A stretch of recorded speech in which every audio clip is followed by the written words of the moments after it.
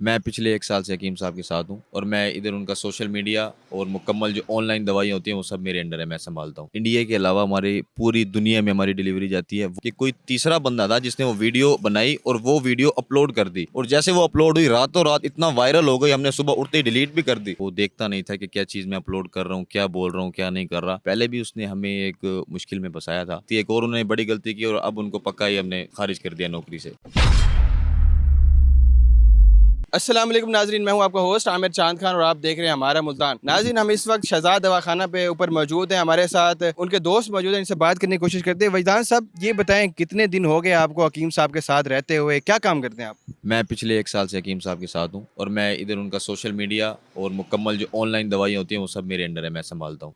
तो किस तरह से ये सारा डील होता है? कहाँ आप तो सोशल मीडिया के ऊपर हैंडल कर रहे हैं, लोग तो रब्ता आपसे ही करते होंगे डायरेक्ट। तो मतलब आप वो जगह हैं जहाँ से लोग उनसे साथ कनेक्ट होते हैं। तो कहाँ कहाँ से मैसेजेस आते हैं, कौन कौन से मरीजों के यहाँ पे मैसेजेस आते हैं जो दवाई के लिए रब्ता करते हैं? सर ये पूरे वर्ल्ड से आते हैं, सिर्फ पाकिस्तान से नहीं, पूरे वर्ल्ड से। इंडिया के अलावा हमारी पूरी दुनिया में हमारी डिलीवरी जाती है। वो लोग जो कि मुस्तहिक हैं, जो कि पैसे नहीं पे कर सकते, उनको भी हकीम साहब अल्लाह की राह में जो दवाइयाँ भेजते हैं उनकी मदद भी करते हैं।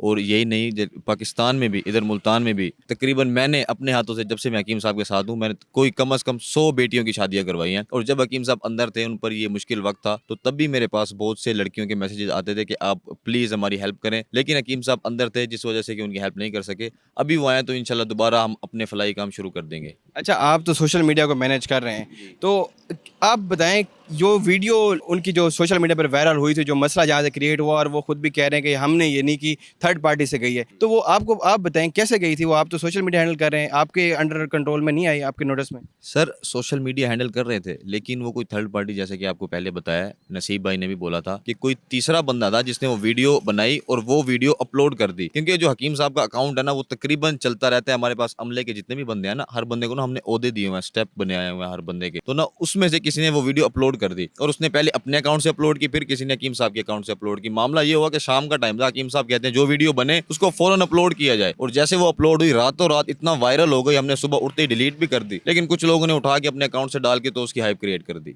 तो जो आपका कैमरा मैन था, हकीम शहजाद कैमरा मैन, उसने कुछ नाम भी इस तरह का रखा हुआ था, उसका क्या काम था? वो किस तरह का इंसान था? वो अब कहाँ है?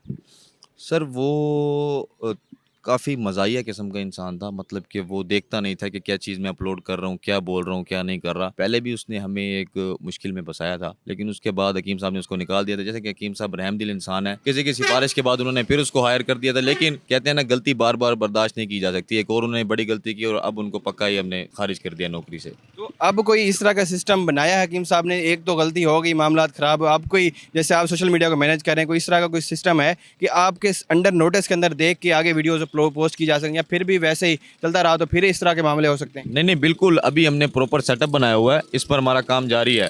मुकम्मल एक सोशल मीडिया टीम हम हायर कर रहे हैं और एक पर्सन होगा जो कि सिर्फ वीडियो को अप्रूव करेगा। मतलब कि इस वीडियो में कोई ऐसी वल्गैरिटी नहीं है, कोई ऐसा बैड वर्ड यूज़ नहीं हुआ, उसके बाद वो वीडियो अपलोड होगी। जी।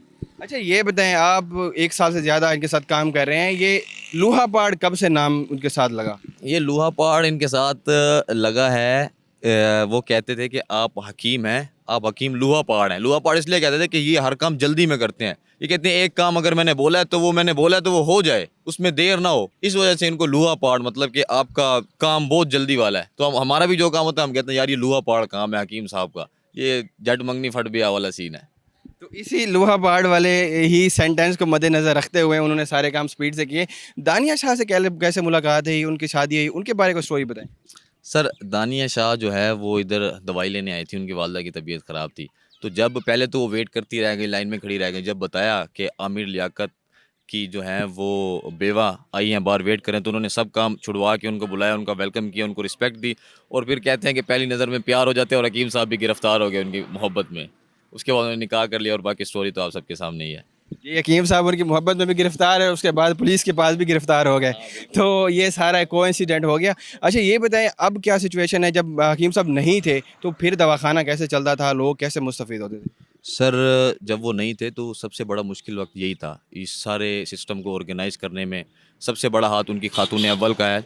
उनकी पहली मिसिस इरम हयात साहिबा, जिन्होंने पूरा ये निज़ाम चलाया। ये कोई छोटा सेटअप नहीं है, अमले में कोई 100 150 मुलाजिम है, उनकी तनख्वाहें देना, उनको पे करना, बाकी वकीलों से मिलना, पुलिस वालों को हैंडल करना, सब कुछ उनकी पहली मिसेज ने दवाखाना भी चलाया और उनका फाइनेंशियली और उनका सभी केस भी देखा उन्होंने। तो 100-150 लोगों की टीम इनके पास मौजूद है जो कि यहाँ पे काम वगैरह करती है। फाइनेंशियली कैसे उनको डील करते हैं, पैसा कहाँ से आता है?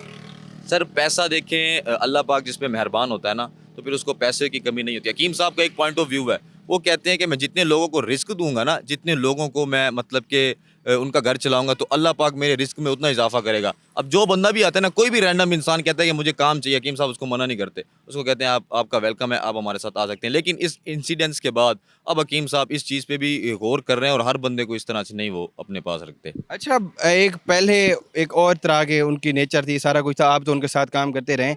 अब क्या लगता है कि अब जो वापस आए हैं थोड़ा सॉफ्टवेयर अपडेट हो चुका है?